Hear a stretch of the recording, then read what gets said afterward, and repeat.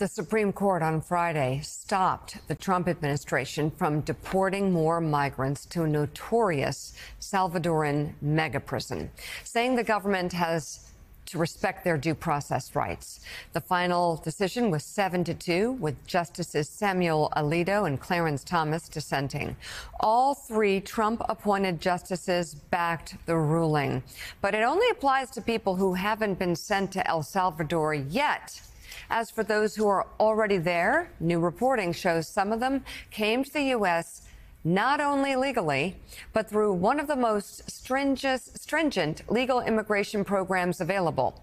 NBC News correspondent David Noriega spoke with the family of a migrant sent to that prison in El Salvador and says that he's actually a vetted legal refugee. David, what more are you learning? Yeah, good morning, guys. So I've talked to many of the families and the lawyers of the Venezuelans who were deported to El Salvador, but a few of these cases really stand out because these are cases where the men who were deported had actually already gone through a rigorous process to prove to the U.S. government that they didn't pose a threat to public safety. Take a look.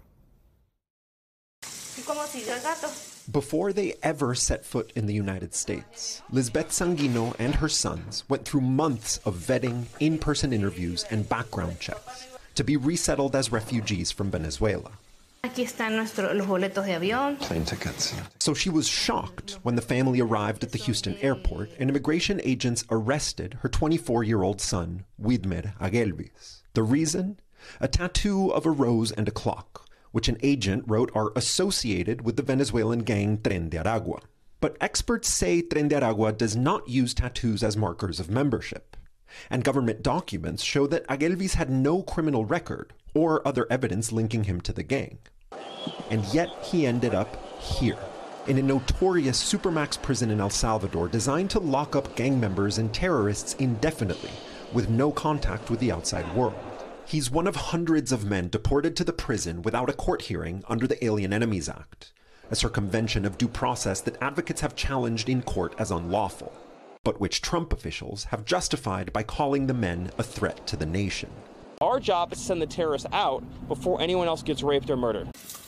We found, through government documents and interviews with lawyers and families, that at least 3 of the men, including Aguelvis, had been carefully vetted to come to the U.S. under the Refugee Resettlement Program, a process for people fleeing war and persecution. My son, Sanguino says, is not a gang member or a terrorist. He's a soccer player and an aspiring engineer who looks after his younger brothers. His tattoos are references to his childhood, his grandmother's rose garden, and an owl that used to visit their home every night.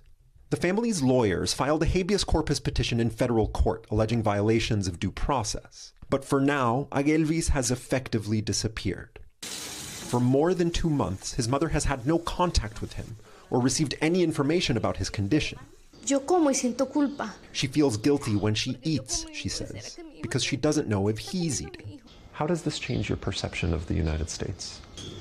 Totalmente. Completely, she says. She thought the U.S. was a place where things happened according to the law.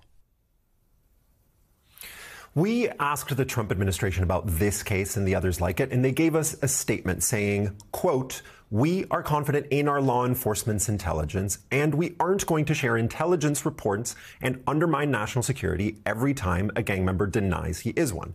That would be insane." End quote.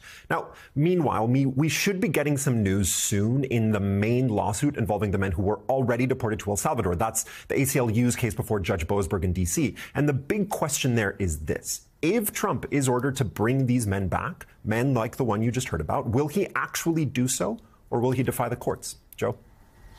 All right, NBC News correspondent David Noriega, thank you so much for that report.